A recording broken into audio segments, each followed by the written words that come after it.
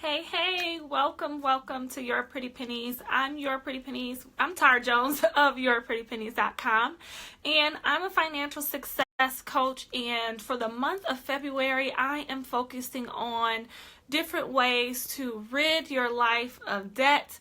And tonight we're going to be starting with credit card debt because that's typically one of the lower amounts of debt people have. And I'm going to go live and I'm going to talk about a different type of debt and how to pay it off, give you strategies on how to pay it off.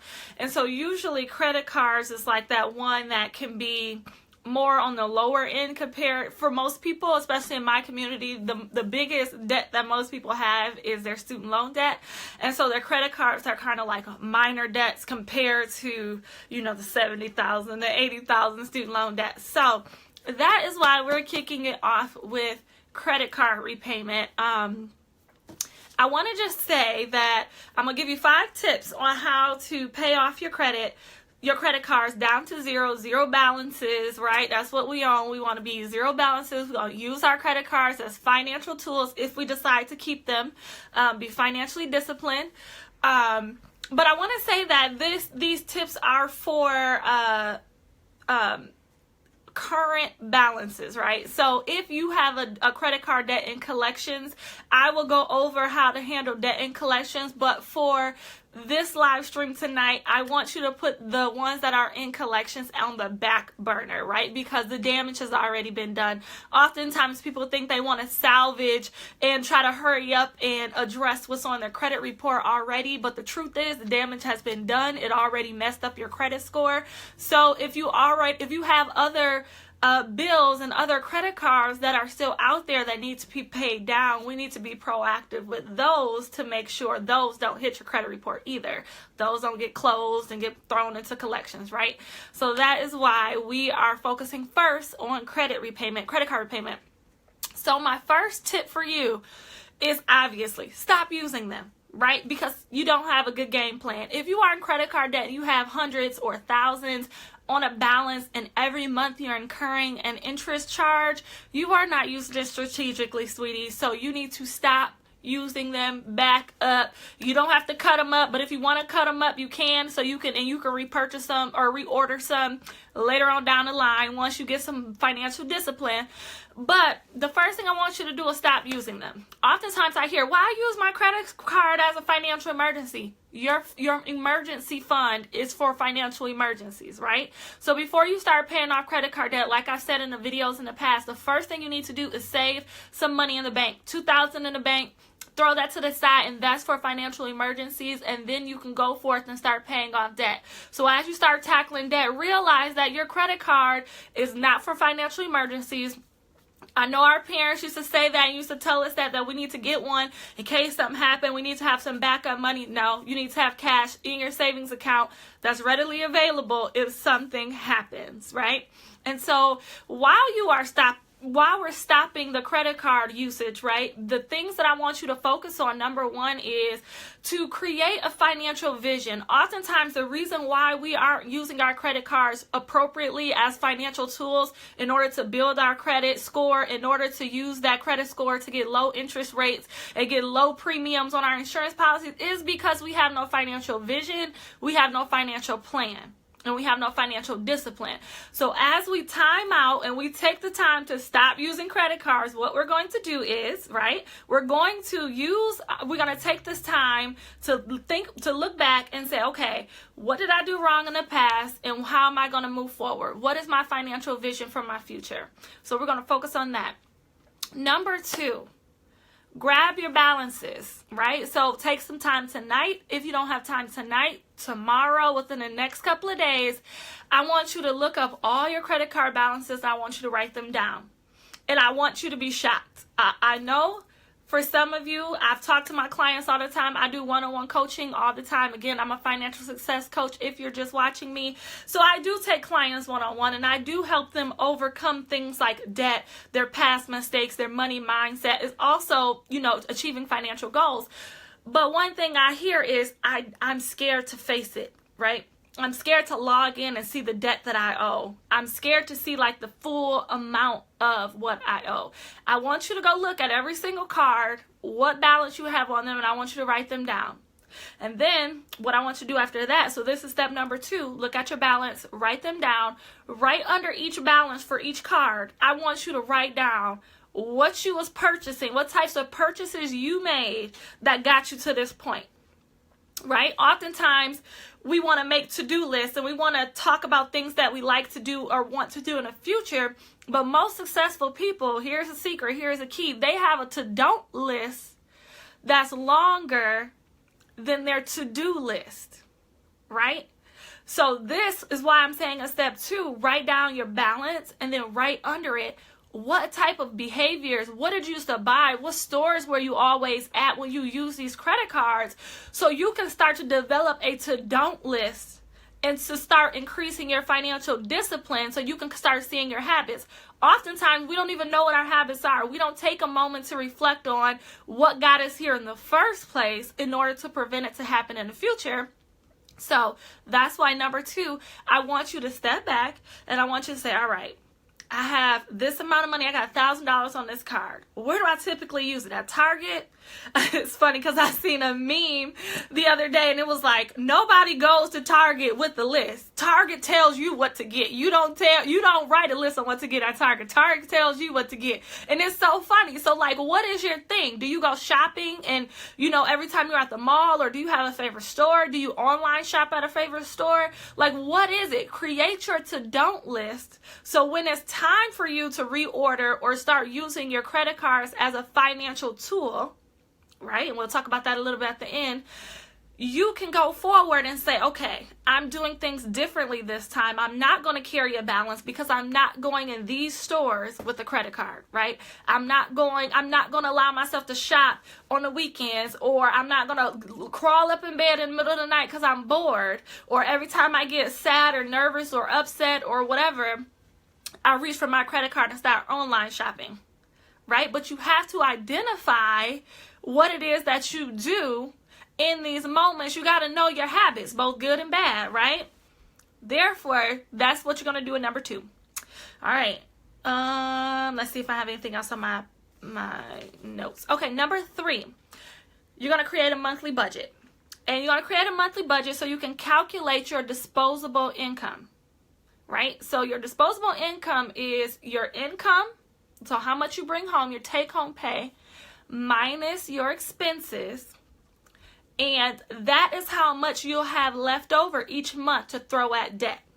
Now, what I consider expenses is 3 things: giving, saving, and living expenses. So every time you get paid, you should give 10% at least, and then you should save some, right? And then you could pay your rent, your mortgage, utilities, all that, right?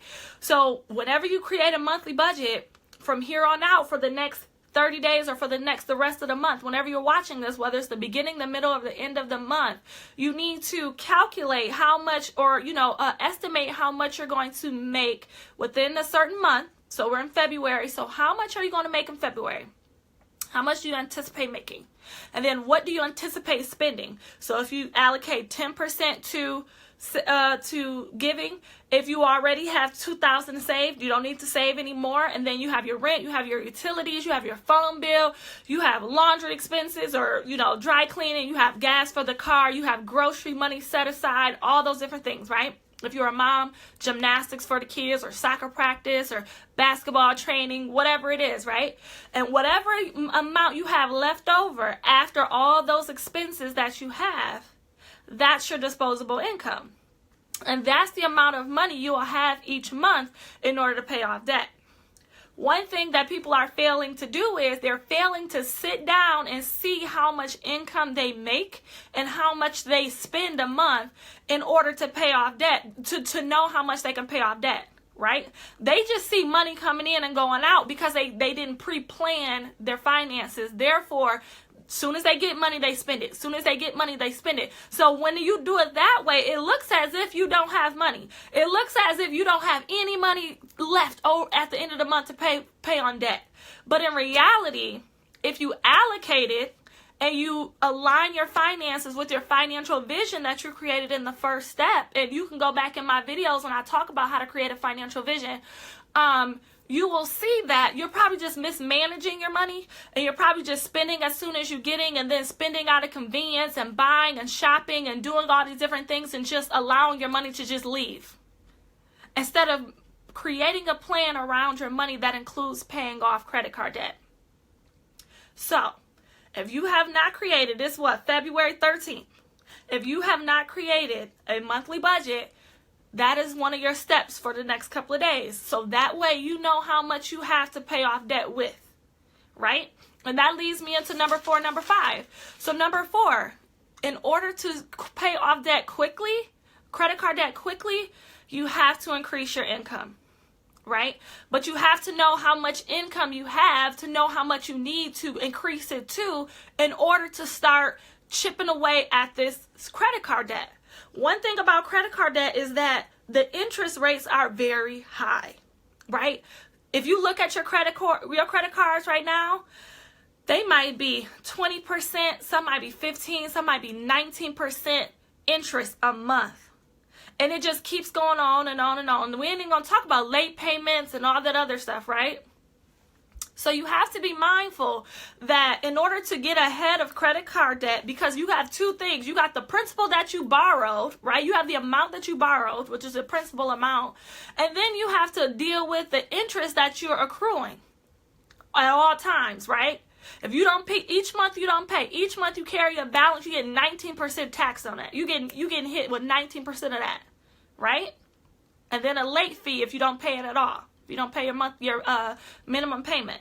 So you have to keep that in mind, that in order to pay off credit card debt, you have to be diligent in order to get ahead of that ball, because as you are paying on it, money is still adding up on the balance, right? So that's why it's so important. The number one key outside of creating a mindset and a financial vision in order to pay off the credit card debt in the first place is increasing your income. And in a couple of days, we're going to talk about ways to increase your income. But I'm going to give you a clue.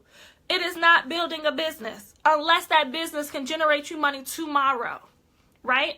Oftentimes, we as millennials, we as Gen Yers, we're like, okay, I'm ready to build a business. Everybody out here doing their thing. But a business is an investment, and it takes up money, right? So the money that you could be putting towards that and the money to get out of credit card debt, you're going to have to use to build that business, right? So in order to start increasing your income, you need to start working a second job, helping somebody out, doing odd jobs, Ubering, Lyft, Shipt, Instacart, whatever. Do what Uber Eats, do whatever you need to do in order to get money quickly.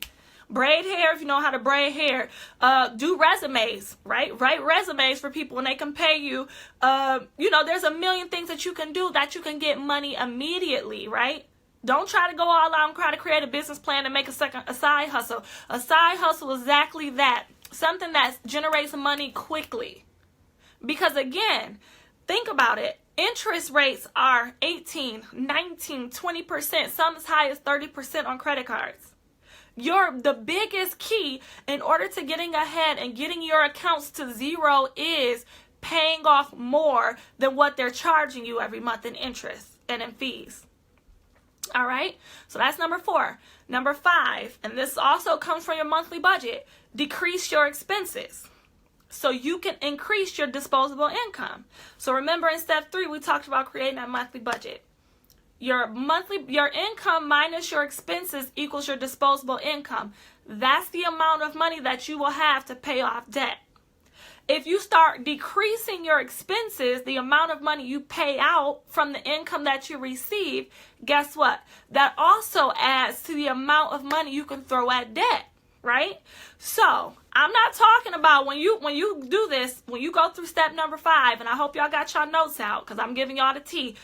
When you go through step number 5, I'm not asking you to try to limit how many coffees you get a week or how try to clip coupons. That ain't gonna do it. That's not gonna cut it. What you have to do is you have to look at, again, step number 2, when you write down your to-don't list. What have you been doing that has been literally having you spend hundreds of dollars a month? Is that, a bad shopping habit? Is it a shopping addiction? Is it a food addiction? Are you addicted to going out to eat and not cooking at home? Are you allowing people and friends and family to borrow money and to use you? Right? Those are the top 3 things in my clients that I see when they are throwing money away. And when I say throw money away, I don't mean that it's not okay to help people. What I'm saying is you have to help yourself first. You have to put your mask on first. You letting somebody borrow or loaning somebody and you know you ain't gonna get it back. Let's be clear. You allowing somebody to borrow some money because you have it in your possession today, right? But at the end of the month, you're going to end up needing it. And then you rely on your credit card because you done loan money out, or because you done spent money at the mall, or because you done ate out all week. Now you're in a hole and you're relying on credit cards. So not only are you in debt, but you're constantly getting interest rate charged on that. So you don't have money to be dwindling right now, right? If you are getting serious about paying off credit card debt, I know you're a giver, I'm a giver, it is what it is, but you're going to have to put it on pause. You're going to have to say, I ain't got it, right? All of my money has been allocated. All my money has every dollar I get has a job to do. I don't have any money to loan you this month, right? It is what it is, right? You can do your 10% giving to your church. If you don't go to church, give 10% and that's it, right? And that's it. Everything else needs to go to your credit card debt because, again, as you are letting those balances just sit there, they are incurring 20% interest, 27% interest, and that is a lot. One of the biggest things that defeat people when it comes to paying off debt is their credit cards for that exact reason. They're like, every time I make a payment, I get that same amount tacked on to the end because of interest charges. So I'm telling you, you have to get very serious if you want to get on top of it, because revolving credit, which is what a credit card is revolving, which means it's constantly adding up if you're not subtracting from it, right? All right, so like I said before, while you're on your journey to paying off your credit card debt and your balance is down to 0, there's only 3 things you should be spending on. Number 1, giving. Number 2, saving if you need to continue to save. And number 3, living expenses, right? So that's rent, gas, utilities, lights, water, gymnastics. Taryn ain't gonna let me give up gymnastics. I always say that. So I always use that as an example. Hair and nails, minimally, as much as possible. Like I said, dry cleaning, gas in the car, groceries, things that you need to, keep a standard of living. But then outside of that, anything else should be going towards that credit card debt. All right. Is there any questions? I see a couple of people on. Hey, Paviel. Hey, Ebony. I've seen a couple of other people join, but I'm not able to see who else is on. I will stay for a few more minutes to ask questions. And again, I said this in the beginning. This is not for debt and collections. We are going to address debt and collections. If that's the only thing you have is credit card debt and collections, yes, you could do this and pay it off, right? Pay off your credit cards. But if you have current credit card balances and you have debt in collections, the ones that are in collection is on the back burner because the damage has already been done. They've already dinged your credit score. It's already on there. You can handle that later. The priority is current standing credit cards that are in your name, whether they're store cards, they're bank cards, they're major, credit cards, whatever it is. Those are the ones that need your attention and need to be at 0. Because again, around here in the YPP community, we are about leveraging debt. And the only debt that I advise is mortgages, and you pay that off quickly, and you can use credit cards and you pay them off immediately. The way I use a credit card as a financial tool is I use it once a month and I do 1 gas fill up. Right? That's all I do. And I have one secure card that's $500 limit, and then I have one unsecured that's like $3,000 limit. And because I got them fairly recently, I didn't have them for a long time, and I only use them to build credit because I know that once I became debt free, if I was going to continue to build credit, I needed other lines of credit in my name, right? And the only thing that I have right now is those credit cards. So I need those two to be open and working and viable, and I pay them off immediately. Like I said in the other video, I go to the gas station, I pump, I use the credit card, and I use one each other. I I use them interchangeably. So one month, one the next month, one the first one is the third month, and on, so on, so on. So I switch them back and forth. And I go to the gas station. I slide my card in there, pump my gas. I sit in the car, lock it back all up, put it away, sit in my car, and I immediately pay the balance online before I even pull off the gas station, right? Because we don't want to get in the habit. We get busy, things come up. You do not want to get into the habit of having a credit card balance at any time, because if it passes that 30 days, you get an interest fee, right? And that's a waste of money. That's a waste of financial, that's not using your credit card as a financial tool. So that is what I promote, is using a credit card as a financial tool if you plan on leveraging your credit score in the future. And credit cards is a great way to build credit, because it will help you get low interest rates on loans, like your mortgage loan, and also it will help you get low monthly payments on like your insurance policies. All right.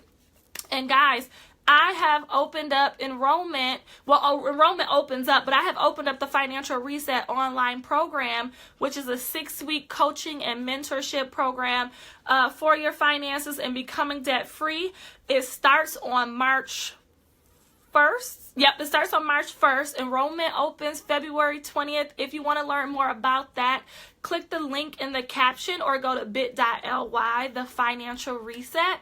What we go through is week 1, we're going through budgeting, we're going through how to create a financial vision, how to pay off debt, how to put money in savings, how to rebuild your credit, all of that. Like, we're going through everything, right? So I've really built out this 6-week financial course and paired it with some accountability and a private accountability group and weekly Q&A sessions to make sure you start achieving your financial goals in 2018, right? You can't do it alone.